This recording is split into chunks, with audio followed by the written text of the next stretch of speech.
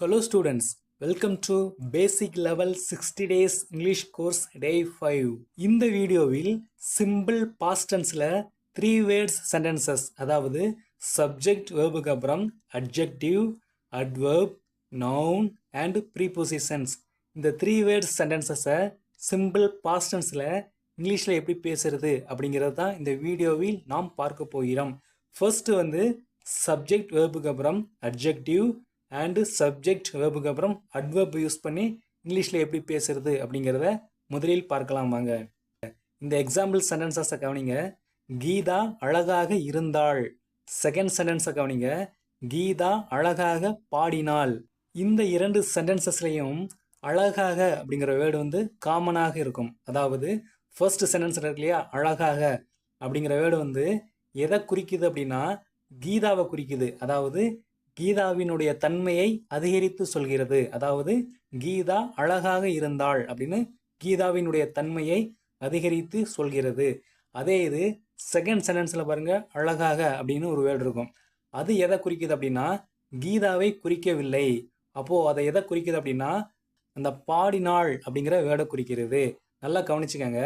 First சென்டென்ஸில் வந்து அந்த அழகாக அப்படிங்கிற வேர்டு வந்து கீதாவை குறிக்கிறது. அதாவது கீதாவினுடைய தன்மையை அதிகரித்து சொல்கிறது. அதே இது செகண்ட் சென்டென்ஸில் பாருங்க, அழகாக அப்படிங்கிற ஒரு வேர்டு இருக்கும். அது வந்து எதை குறிக்குது அப்படின்னா கீதாவை குறிக்கவில்லை. அதாவது கீதா அழகாக இருக்கிறாளா இல்லையா அப்படிங்கிறதை சொல்லவில்லை.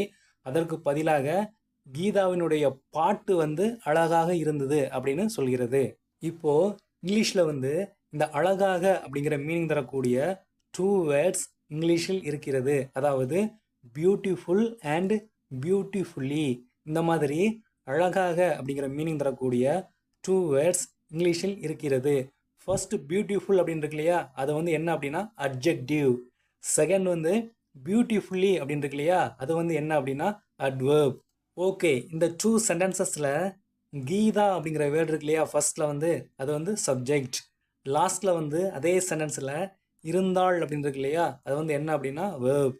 அதே சென்டென்ஸில் சென்டரில் வந்து அழகாக அப்படிங்கிற வேர்டு இருக்கு இல்லையா, அது வேர்டு வந்து கீதாவினுடைய தன்மையை அதிகரித்து சொல்கிறது. அதாவது கீதா அழகாக இருந்தாள் அப்படின்னு கீதாவினுடைய தன்மையை அதிகரித்து சொல்கிறது. அதனால் இது வந்து என்ன அப்படின்னா அட்ஜெக்டிவ். அதே செகண்ட் சென்டென்ஸை பாருங்கள், கீதா அப்படிங்கிறது வந்து சப்ஜெக்ட். லாஸ்ட்டில் வந்து பாடினாள் அப்படின்னு இருக்கு இல்லையா, அது வந்து என்ன அப்படின்னா வேர்ப். அதே சென்டென்ஸில் சென்டரில் அழகாக அப்படிங்கிற ஒரு வேர்டு இருக்கும். அது வந்து எதை குறிக்கிறது அப்படிங்கிறத பார்க்கணும். அதாவது சப்ஜெக்டோட தன்மையை அதிகரித்து சொல்கிறதா அல்லது வேர்போட தன்மையை அதிகரித்து சொல்கிறதா அப்படிங்கிறத கவனிக்கணும். அந்த சென்டென்ஸை நல்லா கவனிங்க. அந்த அழகாக அப்படிங்கிற வேர்டு வந்து எதனுடைய தன்மையை அதிகரித்து சொல்கிறது? வேர்போட தன்மையை அதிகரித்து சொல்கிறது. நல்லா கவனிங்க. அந்த செகண்ட் சென்டென்ஸில் அழகாக அப்படிங்கிற வேர்டு வந்து கீதா அழகாக இருந்தாளா அப்படிங்கிறதை சொல்லவில்லை. அதற்கு பதிலாக அவளுடைய பாட்டு வந்து அழகாக இருந்தது அப்படிங்கிற மீனிங்கில் வந்து சொல்லப்படுகிறது. அதனால் அந்த அழகாக அப்படிங்கிற வேர்டு வந்து அட்வர்ப். ஓகே, இப்போது இந்த 2 சென்டென்சஸை இங்கிலீஷில் எப்படி சொல்கிறது அப்படிங்கிறத பார்க்கலாம் வாங்க. ஃபர்ஸ்ட் சென்டென்ஸை கவனிங்க. கீதா அப்படிங்கிறது வந்து சப்ஜெக்ட். அப்போது கீதா. செகண்ட் வந்து வேர்ப் வரணும். வேர்ப் அங்கே என்ன? இருந்தாள். அப்போது வாஸ். கீதா வாஸ் அப்படின்னா கீதா இருந்தாள். நெக்ஸ்ட் வந்து தேர்டு வந்து என்ன அப்படின்னா அட்ஜெக்டிவ். சென்டரில் இருக்கு இல்லையா, அழகாக அப்படிங்கிற வேர்டு வந்து இங்கிலீஷில் எப்படி சொல்லுவோம்? பியூட்டிஃபுல் அப்படின்னு சொல்லுவோம். அப்போது கீதா வாஸ் பியூட்டிஃபுல் அப்படின்னா கீதா அழகாக இருந்தாள் அப்படிங்கிற மீனிங். நெக்ஸ்ட் வந்து செகண்ட் சென்டென்ஸை கவனிங்க. அதே மாதிரி சப்ஜெக்ட் வந்து கீதா. நெக்ஸ்ட்டு செகண்ட் சென்டென்ஸில் வேர்ப் என்ன? பாடினாள். அப்போது சிங் சாங். அப்போது கீதா சாங் அப்படின்னா கீதா பாடினாள். எப்படி? அழகாக. அதுதான் என்னது? அட்வர்ப். அப்போது பியூட்டிஃபுல்லி. அப்போது ஃபர்ஸ்ட் சென்டென்ஸில் வந்து கீதா எப்படி இருந்தால் அப்படிங்கிறத சொல்கிறது. செகண்ட் சென்டென்ஸ் வந்து கீதாவினுடைய பாட்டு எப்படி இருந்தது அப்படிங்கிறதை சொல்கிறது. அப்போது சப்ஜெக்டின் தன்மையை அதிகரித்தோ அல்லது குறைத்தோ சொன்னால் அது வந்து அட்ஜெக்டிவ். அதே இது வந்து வேர்பின் தன்மையை அதிகரித்தோ அல்லது குறைத்தோ சொன்னால் அது வந்து அட்வர்ப். இப்போது எக்ஸாம்பிளுக்காக ஒரு சில அட்ஜெக்டிவ் அண்ட் அட்வர்ப் வந்து கொடுத்துருக்குறேன், பார்த்து கொள்ளுங்கள். இது மட்டுமல்ல, இன்னும் நிறையா இங்கிலீஷில் இருக்கிறது. அது எல்லாமே எக்ஸாம்பிள் சென்டென்சஸில் பார்க்கலாம் வாங்க. ஃபர்ஸ்ட் வந்து சப்ஜெக்ட் வேர்புக்கு அப்புறம் அட்ஜெக்டிவ் யூஸ் பண்ணி இங்கிலீஷில் எப்படி பேசுறது அப்படிங்கிறத பார்க்கலாம் வாங்க.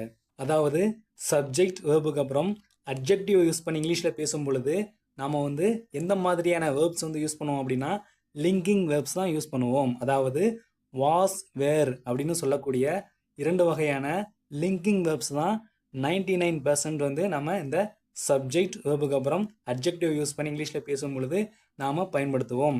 அதே மாதிரி ஆக்ஷன் வேர்ப்ஸ் இருக்கு இல்லையா, அதாவது ஈட், கம், கோ, ஸ்டடி, ரைட், இந்த மாதிரி ஆக்ஷன் வேர்ப்ஸ் வந்து நம்ம வந்து சப்ஜெக்ட் வேர்புக்கு அப்புறம் அட்ஜெக்டிவ் யூஸ் பண்ணி இங்கிலீஷில் பேசும் பொழுது எதுவுமே நாம் பயன்படுத்த மாட்டோம். அதுக்கு பதிலாக இந்த லிங்கிங் வேர்ப்ஸ் தான் நாம் அதிகமாக பயன்படுத்துவோம். ஓகே, ஃபர்ஸ்ட் எக்ஸாம்பிள் சென்டென்ஸ் பாருங்க. ரவி சந்தோஷமாக இருந்தான். ஃபர்ஸ்ட் வந்து ரவி வாஸ், ரவி இருந்தான். எப்படி இருந்தான்? சந்தோஷமாக. அப்போ ஹாப்பி. அப்போ ரவி வாஸ் ஹாப்பி, ரவி சந்தோஷமாக இருந்தான். ஓகே, நெக்ஸ்ட் சென்டென்ஸ் பாருங்க. அவர்கள் உற்சாகமாக இருந்தார்கள். ஃபர்ஸ்ட் வந்து they were, அவர்கள் இருந்தார்கள். எப்படி இருந்தார்கள்? உற்சாகமாக.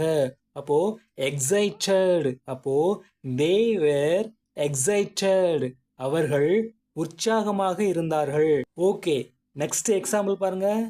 கேக் சுவையாக இருந்தது. ஃபர்ஸ்ட் வந்து the cake was, கேக் இருந்தது. எப்படி இருந்தது?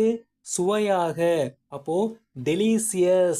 the cake was delicious, cake சுவையாக இருந்தது. ஓகே, நெக்ஸ்ட் எக்ஸாம்பிள் பாருங்க.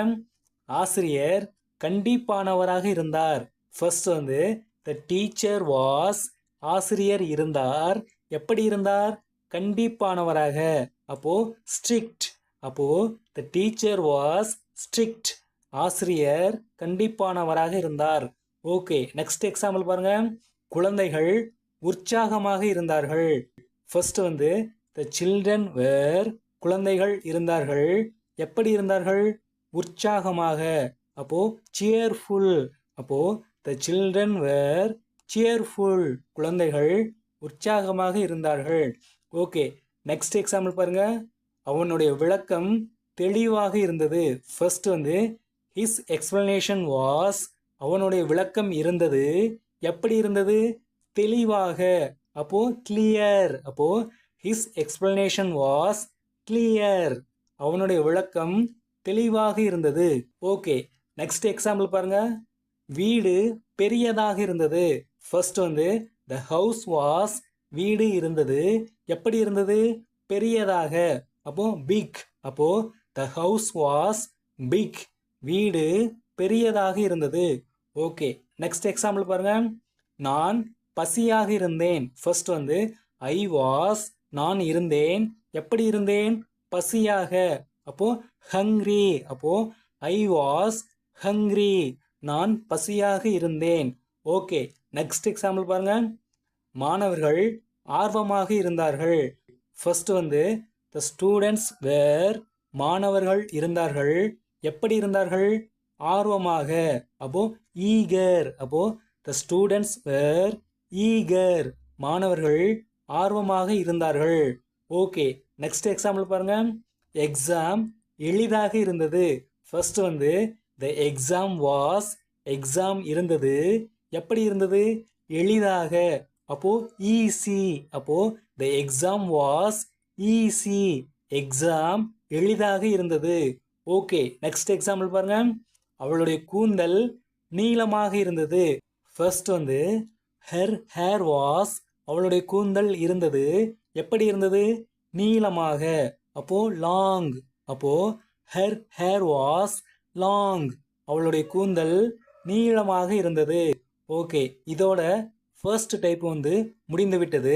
நெக்ஸ்ட் வந்து செகண்ட் டைப், அதாவது சப்ஜெக்ட் வேர்புக்கு அப்புறம் அட்வர்ப் யூஸ் பண்ணி எப்படி இங்கிலீஷில் பேசுறது அப்படிங்கிறத இப்போ பார்க்கலாம் வாங்க. ஓகே, இதற்கு முன்பு லிங்கிங் வேர்ப்ஸ், அதாவது வாஸ் வேர், இந்த 2 வேர்பை யூஸ் பண்ணி எக்ஸாம்பிள் சென்டென்சஸ் பார்த்து கொண்டிருந்தோம்.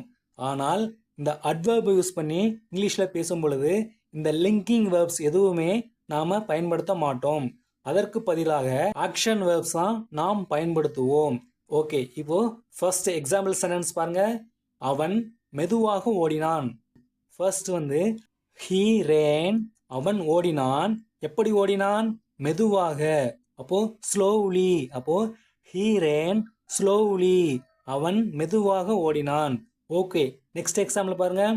குழந்தை சத்தமாக அழுதது. ஃபர்ஸ்ட் வந்து the baby cried. the baby cried, குழந்தை அழுதது. எப்படி? சத்தமாக. அப்போ loudly. அப்போ the baby cried loudly, குழந்தை சத்தமாக அழுதது. ஓகே, நெக்ஸ்ட் எக்ஸாம்பிள் பாருங்க. அவள் நம்பிக்கையாக பேசினாள். ஃபர்ஸ்ட் வந்து she spoke, அவள் பேசினாள். எப்படி? நம்பிக்கையாக. அப்போ confidently. she spoke confidently, அவள் நம்பிக்கையாக பேசினாள். ஓகே, நெக்ஸ்ட் எக்ஸாம்பிள் பாருங்க. அவன் நேர்த்தியாக உடை அணிந்திருந்தான். ஃபர்ஸ்ட் வந்து he dressed, அவன் உடை அணிந்திருந்தான். எப்படி? நேர்த்தியாக. அப்போ neatly. அப்போ he dressed neatly, அவன் நேர்த்தியாக உடை அணிந்திருந்தான். ஓகே, நெக்ஸ்ட் எக்ஸாம்பிள் பாருங்க. அவன் கவனமாக நடந்தான். ஃபர்ஸ்ட் வந்து he walked, அவன் நடந்தான். எப்படி நடந்தான்? கவனமாக. அப்போ carefully. அப்போ he walked carefully, அவன் கவனமாக நடந்தான். ஓகே, நெக்ஸ்ட் எக்ஸாம்பிள் பாருங்க. அவள் இனிமையாக புன்னகை செய்தாள். ஃபர்ஸ்ட் வந்து she smiled, அவள் புன்னகை செய்தாள். எப்படி? இனிமையாக. அப்போ sweetly. அப்போ she smiled sweetly, அவள் இனிமையாக புன்னகை செய்தாள். ஓகே, நெக்ஸ்ட் எக்ஸாம்பிள் பாருங்க. நான் விரைவாக சாப்பிட்டேன். ஃபர்ஸ்ட் வந்து I ate, நான் சாப்பிட்டேன். எப்படி? விரைவாக. அப்போ குயிக்லி. அப்போ I ate குயிக்லி, நான் விரைவாக சாப்பிட்டேன். ஓகே, நெக்ஸ்ட் எக்ஸாம்பிள் பாருங்க. குழந்தைகள் சந்தோஷமாக விளையாடினார்கள். ஃபர்ஸ்ட் வந்து the children played, குழந்தைகள் விளையாடினார்கள். எப்படி? சந்தோஷமாக. அப்போ happily. அப்போ the children played happily, குழந்தைகள் சந்தோஷமாக விளையாடினார்கள். ஓகே, நெக்ஸ்ட் எக்ஸாம்பிள் பாருங்க. டீச்சர் தெளிவாக விளக்கினார்கள். ஃபர்ஸ்ட் வந்து the teacher explained, ஆசிரியர் விளக்கினார். எப்படி? தெளிவாக. அப்போ clearly. அப்போ the teacher explained clearly, teacher தெளிவாக விளக்கினார்கள். ஓகே, நெக்ஸ்ட் எக்ஸாம்பிள் பாருங்க. அவர்கள் பொறுமையாக காத்திருந்தார்கள். they waited, அவர்கள் காத்திருந்தார்கள். எப்படி? பொறுமையாக. அப்போ patiently. அப்போ they waited patiently, அவர்கள் பொறுமையாக காத்திருந்தார்கள். ஓகே, இப்போ செகண்ட் டைப் வந்து முடிந்து விட்டது. இவ்வளவு நேரம் நாம் பார்த்து கொண்டிருந்த 2 டைப்ல இருந்து எக்ஸசைஸ் தரேன். அதை எப்படி இங்கிலீஷில் சொல்றது அப்படிங்கிறத காமெண்டில் நீங்கள் சொல்லவும். எக்ஸாம்பிள் பாருங்க. அதாவது ஃபர்ஸ்ட் வந்து ஐஸ்கிரீம் குளிராக இருந்தது. நெக்ஸ்ட் வந்து அவர்கள் சீக்கிரமாக வந்தார்கள். இந்த 2 சென்டென்சஸை இங்கிலீஷில் எப்படி சொல்றது அப்படிங்கிறத நீங்கள் கமெண்டில் சொல்லவும். ஓகே, நெக்ஸ்ட் வந்து சப்ஜெக்ட் அண்ட் லிங்கிங் வேர்ப்ஸ்க்கு அப்புறம் ஒரு நவுனை யூஸ் பண்ணி இங்கிலீஷில் பேசும் பொழுது அது வந்து என்ன மீனிங் தருகிறது அப்படிங்கிறத நீங்கள் தெரிந்து கொள்ள வேண்டும். ஃபர்ஸ்ட் எக்ஸாம்பிள் பாருங்க. கீதா டீச்சராக இருந்தாள். இதை வந்து இங்கிலீஷில் என்ன ஆர்டரில் சொல்லுவோம்? கீதா இருந்தாள் டீச்சராக. ஃபர்ஸ்ட் வந்து கீதா, லாஸ்ட்ல பாருங்க டீச்சர் அப்படின்னு இருக்கும். இந்த 2 ஆளுமே ஒரே ஆளு தான். அதாவது கீதா தான் யாரு? டீச்சர். ஓகே, இதை எப்படி இங்கிலீஷில் சொல்றது? ஃபர்ஸ்ட் வந்து கீதா வாஸ், கீதா இருந்தாள். என்னவாக இருந்தாள்? டீச்சராக. அப்போ a டீச்சர். அப்போ Geetha was a teacher. Geetha டீச்சராக இருந்தாள். அப்போ ஒரு சப்ஜெக்ட் வந்து கடந்த காலத்தில் என்னவாக இருந்தது அப்படிங்கிறத குறிப்பதற்காக நாம் வந்து இந்த மெத்தட் பயன்படுத்துவோம். ஓகே, இதே மாதிரி இன்னொரு எக்ஸாம்பிள் பாருங்க. அவர்கள் மாணவர்களாக இருந்தார்கள். ஃபர்ஸ்ட் வந்து they were, அவர்கள் இருந்தார்கள். என்னவாக இருந்தார்கள்? மாணவர்களாக. அப்போ ஸ்டூடெண்ட்ஸ். அப்போ they were students, அவர்கள் மாணவர்களாக இருந்தார்கள். அதாவது அவர்கள் கடந்த காலத்தில் என்னவாக இருந்தார்கள் அப்படிங்கிறத குறிக்கிறது. ஓகே, நெக்ஸ்ட் வந்து சப்ஜெக்ட் அண்ட் லிங்கிங் வேர்ப்ஸ்க்கு அப்புறம் ப்ரீபொசிஷனல் ஃப்ரேஸை யூஸ் பண்ணி இங்கிலீஷில் பேசும் பொழுது அது என்ன மீனிங் தருகிறது அப்படிங்கிறத நீங்கள் தெரிந்து கொள்ள வேண்டும். ஃபர்ஸ்ட் எக்ஸாம்பிள் பாருங்க. அவன் வீட்டில் இருந்தான். இது இங்கிலீஷில் சொல்லும்போது எப்படி சொல்லுவோம்? ஃபர்ஸ்ட் வந்து he was, அவன் இருந்தான். எங்கே இருந்தான்? வீட்டில். அப்போ at home. அப்போ he was at home. அவன் வீட்டில் இருந்தான். அப்போ சப்ஜெக்ட் வந்து கடந்த காலத்தில் எங்கே இருந்தது அப்படிங்கிறதை குறிப்பதற்காக நாம் வந்து இந்த ஃபார்மட் பயன்படுத்துவோம். ஓகே, இதே மாதிரி நெக்ஸ்ட் எக்ஸாம்பிள் பாருங்க. அவள் பஸ்ஸில் இருந்தாள்.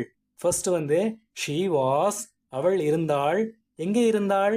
பஸ்ஸில். அப்போ on the bus. she was on the bus. அவள் பஸ்ஸில் இருந்தாள். அதாவது சப்ஜெக்ட் கடந்த காலத்தில் எங்கே இருந்தது அப்படிங்கிறதை குறிக்கிறது. இதே மாதிரி இன்னொரு எக்ஸாம்பிள் பாருங்க. அவர்கள் மைதானத்தில் இருந்தார்கள். ஃபர்ஸ்ட் வந்து they were, அவர்கள் இருந்தார்கள். எங்கே இருந்தார்கள்? மைதானத்தில். அப்போ on the ground.